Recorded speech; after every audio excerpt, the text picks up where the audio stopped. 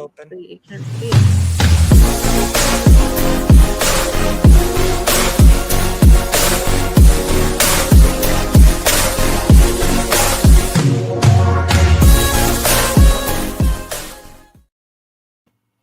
Hey guys, we are here for another straight talk, and RG and Shannon switch spots. So today we have decided to kind of cover some gut health, insulin. Like we told you guys in the beginning, we are going to be discussing all kinds of things here. It's not all business. We're going to have some fun, and we're going to talk about a lot of health stuff because all three of us are really drawn to the healthcare and women health specifically, because it's obviously affected all three of our lives. But at the same time, we're doing these calls to really give back, right? I mean, the big thing is we want this information to get out to the masses. Share the knowledge. Absolutely. So who wants to start today? Oh, I feel like I talked a lot last week, so who wants to take over? I'll hop on. Well, there you go, Miss RG. Now, y'all know that I have a passion for helping women leave a legacy. And one of those pillars for that legacy is your health. Because if you don't take care of yourself and you don't have time to even put together the stuff for your legacy to transfer on to the next generations, you're screwed. Okay, come on. So, in the world today, we are facing a tremendous health crisis.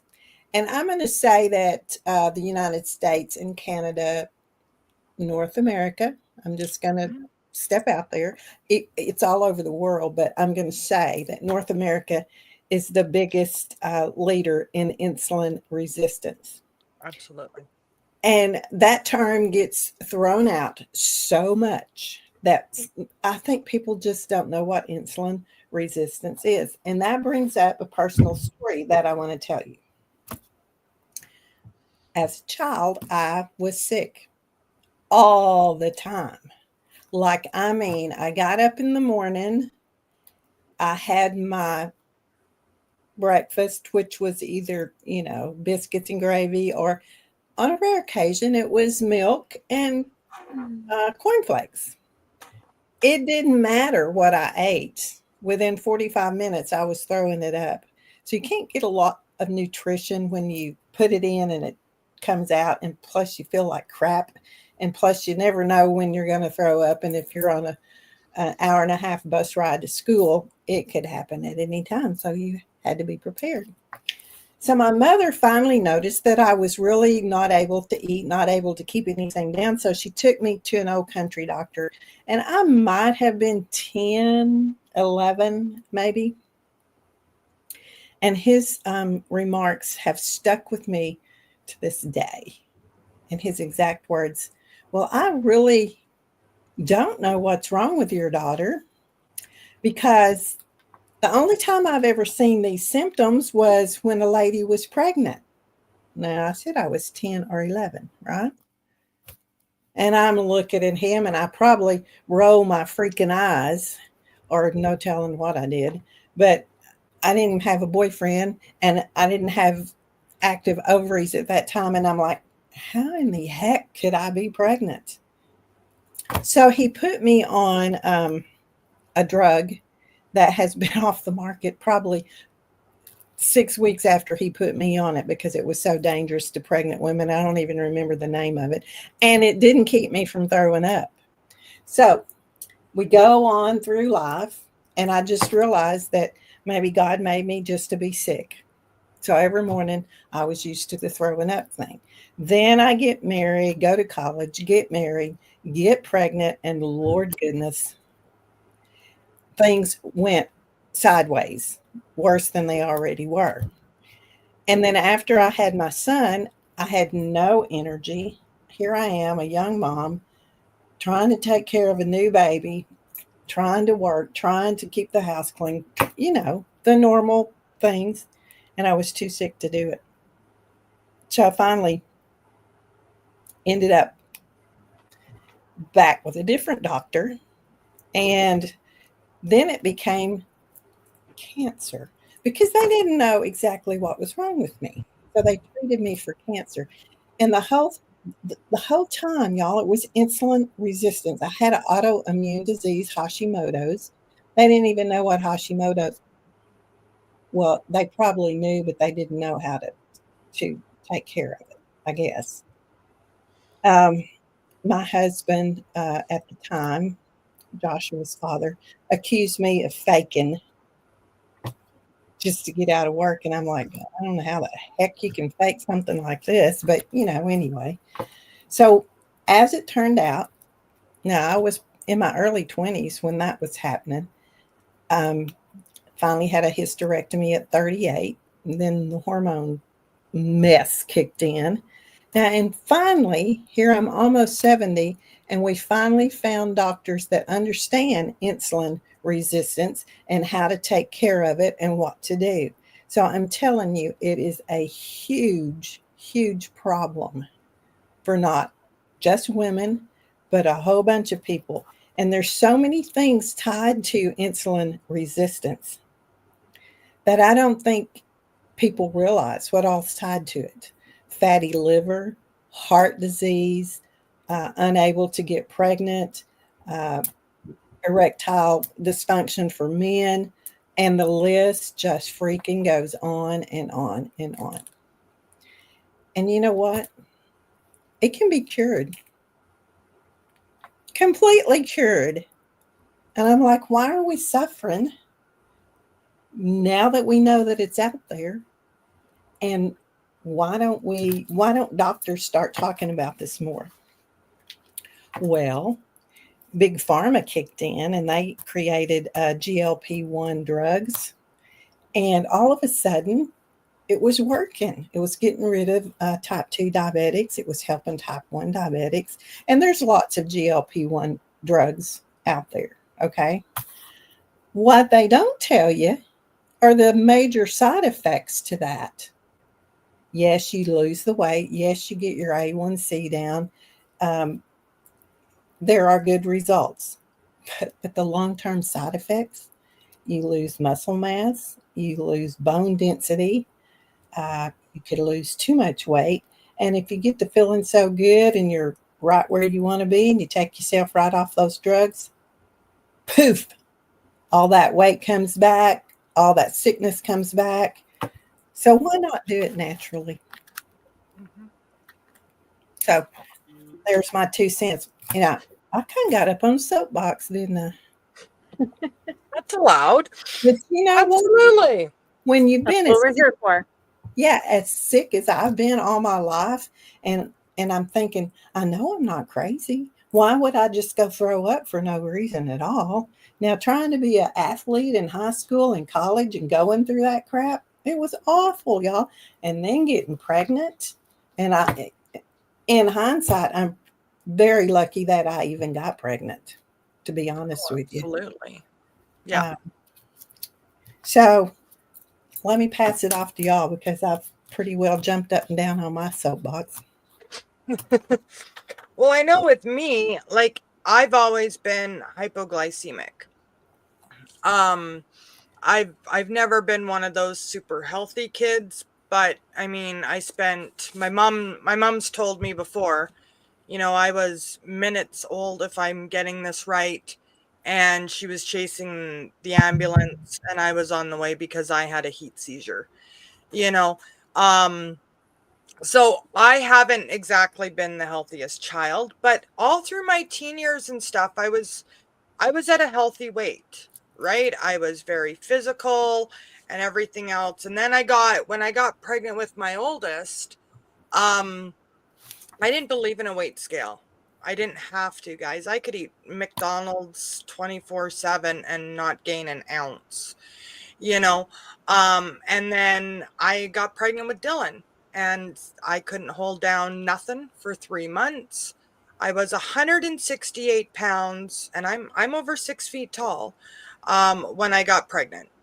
And then I dropped down to 148 and the doctors were, or 146, and the doctors are like, oh, you need to eat more. Okay. So I did, thinking this is what I needed to do. Um, and every doctor's appointment, everything stepped on the scale. I didn't look. It didn't matter to me. The doctor said nothing. Now, he wasn't exactly the best doctor, and he kind of got chased out of town shortly after me and a few girls had babies that year. Um, but the day I stepped in to give birth, I was 283 pounds. So, and the doctor told me my whole pregnancy, you're good, but you got to eat more. You got to eat more. Again, didn't own a weight scale. Why would I check? And that caused a lot of issues down the line, because when you gain those extra, I mean, that was 100, I doubled my weight. That was 140 pounds gained in a pregnancy. That's not good. And because I was on bed rest for such a big chunk of it, a lot of my muscle mass had reduced down to fat, right? When you're inactive and you have all these big muscles and then all of a sudden you don't, they got to turn to something. So it took me years. I mean, my second pregnancy was much better. I gained 20 pounds, but I was still extremely overweight. And I have been battling my weight since my 20s, since that first pregnancy. And there was never any real reason for it. Doctors always said, oh, just eat less, eat less, you know? Well, dude, like, how much less can I eat? And a few years ago, I sat down with a personal trainer because I'm like, that's it. I got to do something. I'm like, the doctors keep telling me I just got to eat less. Well, I'm only eating once or twice a day. How? And I'm not eating much. Like, I'm doing the whole calorie deficit thing. I'm working my butt off. I'm, getting vertigo during the day. My sugars are all out of whack. I'm doing everything that the doctors are saying I supposedly need to do, and I'm gaining weight. I mean, I was over 325 pounds a few years ago. And she's like, you need to eat more. And I'm like, that doesn't make sense. She's like, you need to eat more. She's like, you need to be eating protein 5 times a day, a full serving 5 times a day. You need to be eating a full serving or more of vegetables 5 times a day. You need fat. And I'm like, what? That doesn't compute. And she's like, butter, real butter. None of this margarine crap, none of this seed oil crap, real homegrown butter with salt. She's like, because you're drinking a ridiculous amount of water, and no wonder you're getting leg spasms. I mean, I was drinking more water than most people ever would dream of. And so we did a full diet change. I only had carbs 1 meal of the day, just one portion of carbs. I did have some fruit, which have natural carbs in them, but no pasta, no bread, no nothing until 1 meal a day. I had protein 5 times a day. I was eating 1 to 2 cups of veggies 5 or more times a day. And I started watching the pounds disappear, like literally disappear. And then I hit a plateau. Then I started having tummy trouble. So it wasn't just the food. The food did the initial thing. The exercise did more. But then my gut just started going, okay, you've done this part and this part, but you haven't worked on me yet. So I still had really bad migraines. I would have these ridiculous, I'd wake up in the middle of the night craving a bowl of popcorn or a bag of chips or, whatever. And I think a lot of it too was that influx of menopause, right? So I'd wake up with cold sweats and I wanted a bag of chips. I'd wake up sweating like crazy and I wanted that bowl of salty popcorn. Because, I can't just have my bag of microwave popcorn. You got to dump the extra butter and the sugar or the salt and all the things, right? And then I started trying different supplements. And I'm finally on a supplement routine that I have been working on. It wasn't a one and done. I tried a few products. Okay, these work. Okay, I need to add this. Okay, that doesn't really work for me. I'm going to take that out and let's try this. And I've been working on that for a year. Um, and I mean, these ladies know I just did I just did a 3-day detox. One of the companies that I'm an affiliate for or brand ambassador for, we have a healthy 3-day detox. All you need is water, you know, and it gives you all the vitamins and nutrients that you need. Now, it's a head game because your tummy rumbles and you're like, oh, maybe if I just sneak this. And this time I was firm on myself and I'm like, no, I'm going to stick to this. And I did have to have a partial apple on day 2 because my blood sugars did get low and I was getting the headaches and stuff like that. So you have to listen to your body. I showed these ladies my result. I lost 12 pounds. Now, all those 7 of those came from my visit with Miss RG here about a month ago. Well, let's make that clear where 7 of those came from. But I woke up this morning and my pants fit better. My shirts fit better. You know, I don't generally weigh myself. And this time I'm like, no, if I'm going to go hard and I'm going to do this hard, I'm going to weigh myself. And everything felt better. And I woke up this morning and my mind was clearer. And my voice was clearer. And it sounds weird, but my sinuses felt clearer. Like I could breathe better. I've been sleeping decent in the evenings. I mean, I had my wake up in the middle of the night thing, which has been happening lately. Um, but other than that, like I feel so much better. But if I don't take my supplements, I'm telling you, I notice right away. I'm not going to the bathroom. And, I mean, forget it. We're going to talk about poop here for a minute. Um, Once a day is not healthy. Once a day is not healthy. Once a week is really, really bad, guys. All that stuff that when you take a crap leaves your system, if it's not leaving your system after you eat, it's sitting in your intestines and it is getting reabsorbed into your body. You should be getting it out after every meal. You should. If not, at least 2 to 3 times a day. And I'm telling you, when that started happening, my hormones started regulating, my migraines started going down, my energy started going up. I wasn't getting those super weird cravings for salt and sugar, you know, 15, 20 times a day. I could go and get myself a bowl of chips, but I'd be happy with a bowl of chips. I didn't need the bag. And I sleep better at night and all that stuff. Now, I'm not on any of the GLP-1 shots. I have considered it, but I have looked into more natural ways of dealing with the issue. And I feel better for it because I'm not going to have the side effects. I'm not going to have the muscle loss. I mean, I've had some major injuries over the years that have already caused a lot of muscle loss. I don't have any left. I'm still a very strong woman because, I mean, I'm a farm girl, but I've still lost a lot of muscle. And there's a lot of things that I could do. I mean, we touched on this last week too. There's a lot of things I could do in my 20s that there's no way in hell I would even attempt today. But I'll get back there one day. And it's really having the right foods, having the right supplements, and digging into the right ideas behind it.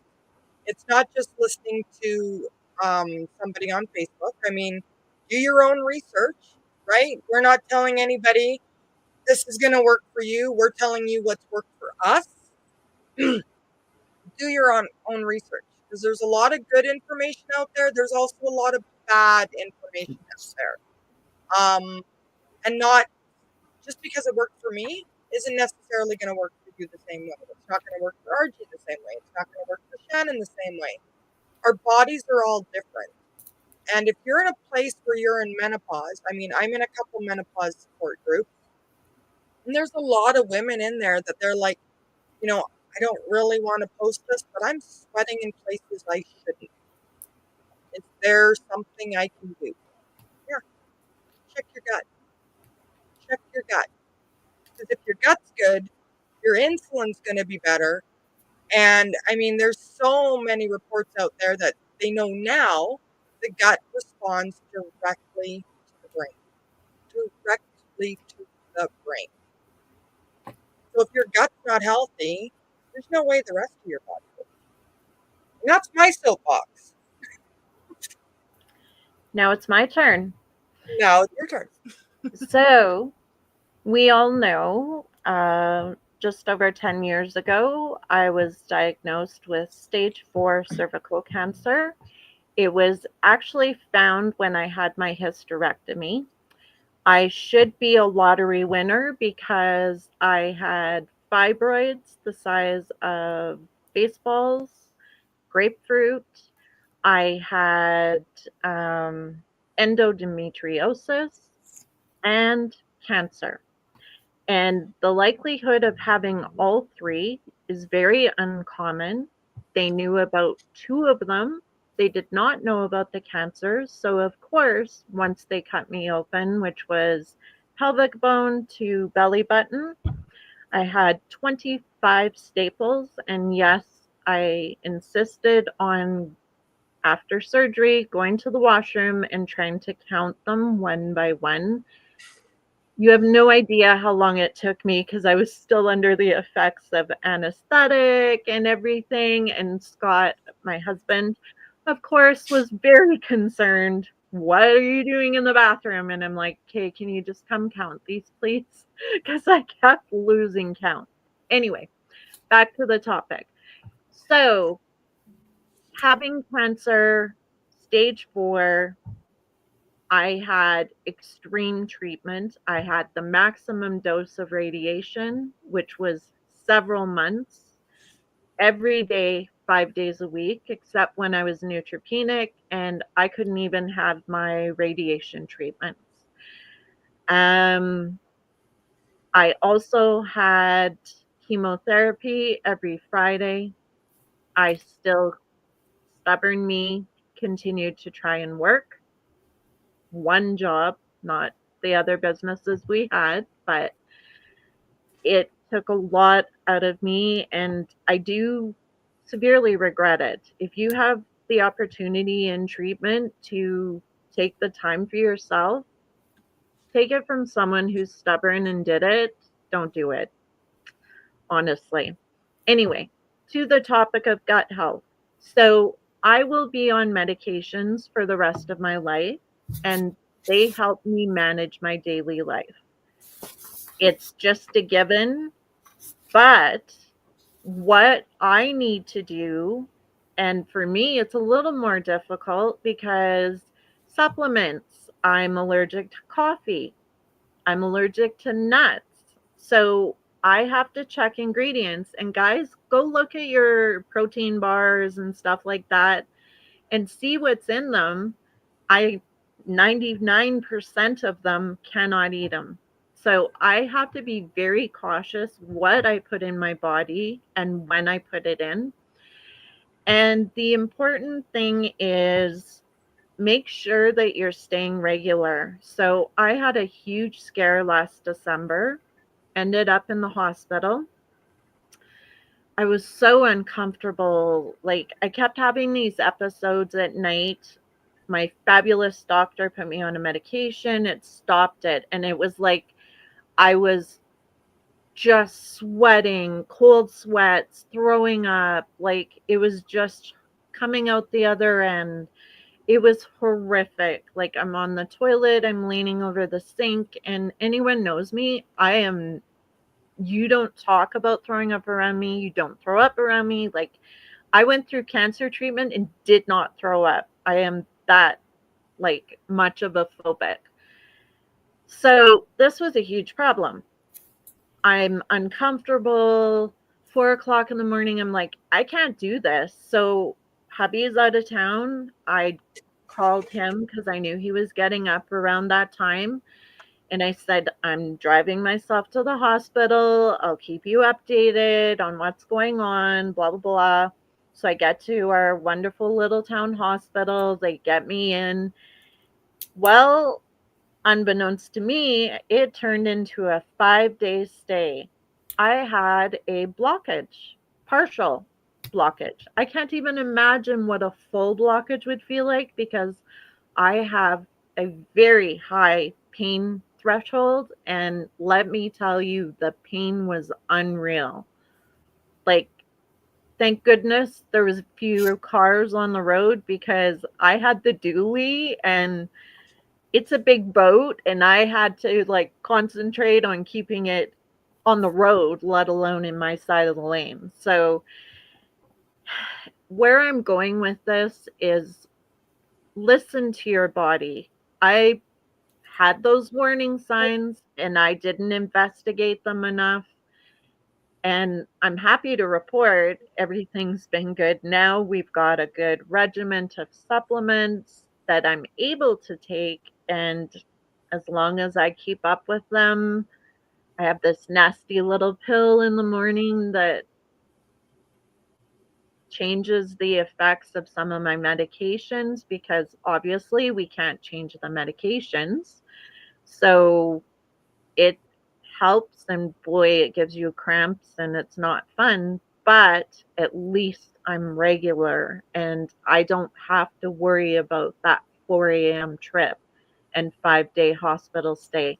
And it wasn't just a hospital stay. Anyone knows me. I've already said I worked through my treatment. So for me to be off work, I was off work for 2 weeks total. That should say everything right there. Listen to your gut, listen to your body. It's so important.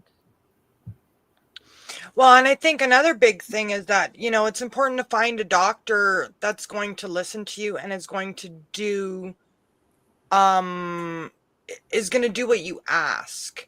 So, I mean, RG went through that when she was younger. I went through that for years as well. I mean, Shannon's been blessed with an amazing doctor that I go and see as often as I can. Because I will drive the 3.5 hours to go and see him when something is seriously wrong. But it's really important to find a doctor that's going to listen to you and one that maybe has a little insight into actual women's health. Now, that doesn't mean it has to be a woman, guys. I've seen a lot of female doctors, and I mean, they were the ones that told me, after 2 years of a period that never ended, other than 45 days in the entire 2-year period, it's just stress. I had more female doctors telling me, no, you don't need a hysterectomy than I had. It ended up being a male that said, no, we're going to get this for you now. So don't think just because you got a female doctor that she's going to understand female stuff. Because again, none of us are exactly the same. We may have similar situations in our life. We may go through similar things, but that doesn't mean, again, that what works for me is going to work for RG or is going to work for Shannon or is going to work for you. It's really important to find a doctor that's willing to look outside of the medical books and say, hey, this is worth a try, but let's give it a try. And if it doesn't work, we're going to try something else. And, we say 30 to 90 days. Give it a try. Be consistent with it, though, because not everything's going to work for everybody tomorrow, especially when it comes to natural medication. Narcotics and prescription meds. Yeah, sometimes you can see a result now, but that also makes me go, well, what's it doing to my gut? Because if this is working today and in 5 minutes of me taking it, what is it doing to the rest of my body? Like I have a stomach ulcer and it's not repairable. It's on the top of my stomach. I literally have pills that I have to take anytime I take a prescription pill or a Tylenol or an Advil or a Motrin. I have to take those, and I will have to take those for the rest of my life. I don't have to take it for my supplements, though. I've never Exactly. needed it for a supplement. Wow. So So if you're if you're listening and you wonder, do I have insulin resistance? Let me just give you a few things to check. If you put your hands down here on your belly and you can squeeze more than an inch, you probably have it. Just saying. That's where the fat collects, is around your midsection. It's not just women, but women and men. And then if you're like Nikki and you were having a sugar or a carb craving, like in the middle of the night when you shouldn't be eating a bag of potato chips, that's a sign. Just saying. And then if you eat a fabulous meal and instantly you have fatigue after eating and you're thinking, oh, I wish I hadn't done that. I just ate too much. That's why I'm so tired. It's probably because your insulin's not working right. Except for Brain, turkey. yeah. Well, yeah. turkey. If it doesn't happen to you on Thanksgiving, we have to have a talk about something else. Yeah. Yes. Thanksgiving, Christmas, the whole turkey dinner. If you don't feel like unbuttoning your pants and laying down on the couch, guys, we need to have a talk. You need a different cook. I'm just saying. Yeah. We call those, instead of unbuttoning the pants down here in the South, we call them buffet pants. They have the big elastic in there and you can just eat Maternity meat. pants. Yeah. Yeah. Wasn't that a Friends episode? I know this is kind of off track, but wasn't that a Friends episode where Joey ended up wearing somebody's maternity pants to Thanksgiving dinner and he's like, I'm here and I'm ready? I laughed so hard because that's Thanksgiving and Christmas dinner in our house. Like, anybody that comes for dinner, they know, be prepared for the food coma. But if Ours. this is happening every time you have a good meal, guys, it's not a good thing. So, just a few more things I want to tell you. Mhm. Brain fog and mood swings. When I was going right after I had my hysterectomy and they were playing with the hormones, and and I'd gained like 40 pounds overnight, I would have to go to the doctor and get a shot for my hormone level. And my son called it my distemper shot because my moods also was just off the wall. Mama needs her shot again. And then, of course, high blood pressure and cholesterol. There are other things that cause high blood pressure and cholesterol issues, but I guarantee you get your insulin under control, and those two things will be under control. And then skin tags. How many of you have skin tags? Or dark spots, especially around your armpits that are on your neck. I hate it. But that is a true sign of insulin resistance. So let me just say this. When we as women get our metabolic rates and everything under control, and I'm not just one, not just two of them, all of them, because everything works together. And she doesn't have to keep changing her body and keep going and getting the distemper shot. Then legacy changes, her life story changes, and she can talk about the season of health and wealth and energy and aging. For good sakes, these other two girls here don't know about aging, but I'm old enough to be their mother, maybe grandmother. But I've been through a lot more than they have. And I'm going to tell you two ladies, I'm going to take care of you as long as I'm here. So, every meal that you eat becomes an act of legacy. Every step you take helps you stand for freedom, health freedom, generational healing, and a purpose driven life. So take care of yourself. See, got up on that little podium again. I'm It's needed. good about that. I mean, we're here all about the straight talk, guys. So if you think you're gonna get like gentle nudges, that's not how that happens. I want to speak about the gut health on entrepreneurial side, guys. If you're not taking care of your gut health, you can't function at top level as an entrepreneur. You can't. You're going to be tired. You're going to be stressed. You're going to be overwhelmed. You're going to miss meetings. You're going to go into meetings wishing you weren't there. If your joy's not there, and it's hard to have actual joy as an entrepreneur if your gut health is bad. It's that important. Here's a couple of side effects. Since RG went on the insulin, I'm going to go on the gut health. This is bad gut health, okay? Constipation or the opposite. Yes, it can be the other way, right? It can go in and go right out is not good either. Brain fog. Now, people with ADHD or spicy brains like mine, we get brain fog on the regular. But I'm telling you, if your gut is bad, the brain fog is worse.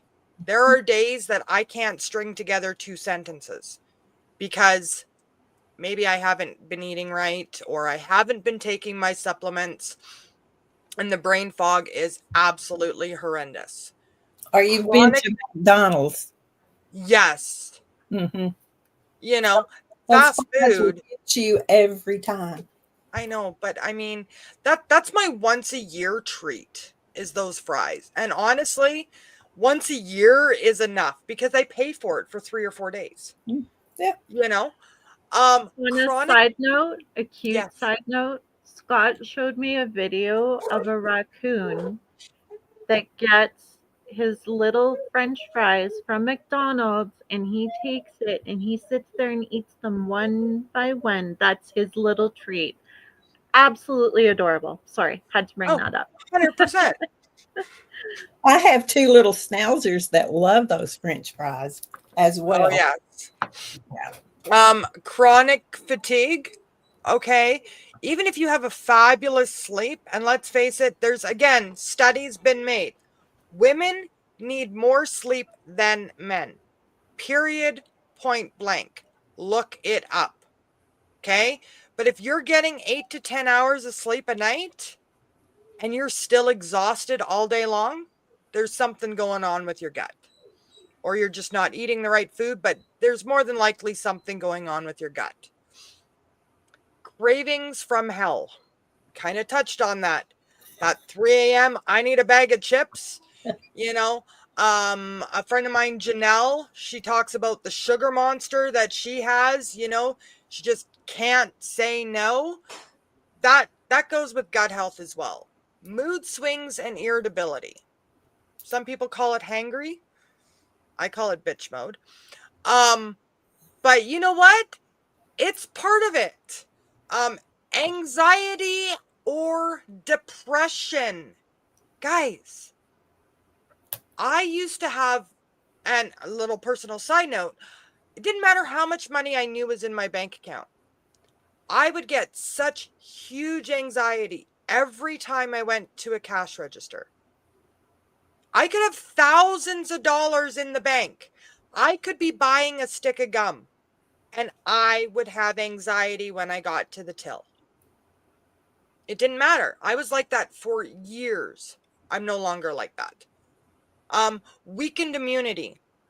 Do you catch every damn flu bug that comes around? Yeah. That's a sign of an unhealthy gut. Inflammation, joint pain, skin flare-ups, puffiness. Not just where you can see it either, ladies. We can get inflammation in our chests. We can get inflammation in our underarms. We can get inflammation in the back of our necks. Okay? It's not always visual inflammation. Stalled weight loss. If you're hitting a plateau in your weight loss journey, I mean, they used to say go to McDonald's, eat a burger and fries, and that's going to re-kickstart it. No. Check your gut health. Check your gut health. Smelly gas and bloating. Okay? So, you know, we were used to that when we got our periods and our monthly cycles and everything else. You got that bloat and you got all the things that go with it. But it's also a sign of gut health. And again, whether you get periods now or you don't, you're still having that monthly cycle. So hormones play such a big part in our bloat. Hair thinning and skin issues. You can do all the things. You can wear the $1 million skincare routine. You can get a dollar store skincare routine. It doesn't matter. If your gut health is not on point, you are not taking care of your skin. Period. If you wear makeup 24/7, good for you. Whether it's good makeup or bad makeup, it's not going to cover up the effects and the side effects of your gut health. So we really need to worry. It's really that important. It affects every aspect of our lives. And, just watch that gut. And with the gut comes your insulin, Mm-hmm. because they all work side by side. Shannon, any point 'em out moments for you? I think we've all covered it. Just listen to your body, know your body, and fight for what you believe. If your doctor is not working with you, get a doctor that will. As Nikki and RG have said, they've had bad experiences. I am so lucky my adoptive mom got me onto a fabulous doctor. I'm scared he's going to retire because he's been with me through my children, my cancer journey, everything. So he knows me as well as anyone possibly can. So definitely look out for those doctors that aren't putting you first because you are their patient. Yeah. Mm-hmm. Absolutely. So, and like we tell you guys every week, this is a safe space. So if there's ever a topic or something that you would like us to discuss, please feel free to reach out to any one of us. We are going to be here every Friday. And we're going to cover a wide range of topics every week. So if you have any questions, please reach out. If you've got some value from this today, let us know. Please share. If there's women in your life that are maybe struggling and they don't know where to go, share this post, share this live. Maybe they'll get a little insight into what's going on. Men, same for you. Just because we tailor this to women, know that a lot of these gut health side effects also affect men the same way. A lot of these insulin resistance side effects will also manifest the same way in men. Um, and men need to get their cancer screening just Mm-hmm. as much as women. Yep. My Yes. husband's side of the family has a lot of cancer in there. Guys, it's not just women. It really isn't. Everybody needs to be checked. Everybody needs to have a really good doctor that they can count on and rely on and speak openly with. Get those tests. Watch what you eat. Keep a food log. That is also another great way to kind of watch and see what's going on. There's notebooks. There's a free app called MyFitnessPal. There's lots of other ones as well. Track your food for a couple of weeks and see. And if you're getting those crazy cravings at 3 a.m., You got a talk to problem. somebody about, getting tested, get on some supplements, and get working on your gut health. And I just want to throw one little, well, knowing me, it may be 2 or 3 more little things, but I want to say this, that there's something out there called the Physician's Desk Reference. You can Google it. It has all the drugs, every man-made drug, everything you can think of. This is the actual book that medical doctors go to look up the drugs that they give you. It lists the side effects. It tells you everything you need to know about whatever. So if you're taking a particular drug and you want to know the side effects, which by the way, you need to pay attention to. And I mentioned the GLP-1 shots, Ozempic, Mounjaro, the list just goes on and on and on. Look those up and read the side effects. Doctors forget to tell you about some of those. Well, and doctors are always going to go to the pharmaceuticals before the naturals. Always. Yeah. Also want to mention, since you mentioned that, RG, that's a good resource. One of the medications I take actually gets cut off by grapefruit. So not only know your side effects, but know what foods work with your medications that you're on, because I would have never known. I had a pharmacist bring it up. I looked it up. Sure enough, grapefruit. And I'm like, oh, that's one of my favorites. So I know on that day, if I have grapefruit, that medication's not going to work for me. So, Yeah. Well, and another other important thing. medications too. Well, and it's not just food. Sometimes it's other medications, Yes. right? So if you're going to medi centers, I mean, God love them, we need them. But if you're not seeing a regular physician and you're on multiple different medications, take those bottles with you, do the research, and make sure that if you're taking something, it's not going to counteract something else that you're taking for something else. There's a lot of medications, even amoxicillin will literally change the way another medication that you may be on, the way it works, or make it ineffective altogether. Something as simple as a Tylenol can totally change, how your medications work. So it's really important to do your own research. I mean, doctors only have so much time, pharmacists only have so much time, and it's really up to us to take that extra time and make sure that we know what the hell we're putting in our body. Period. Agreed. Absolutely. Yep.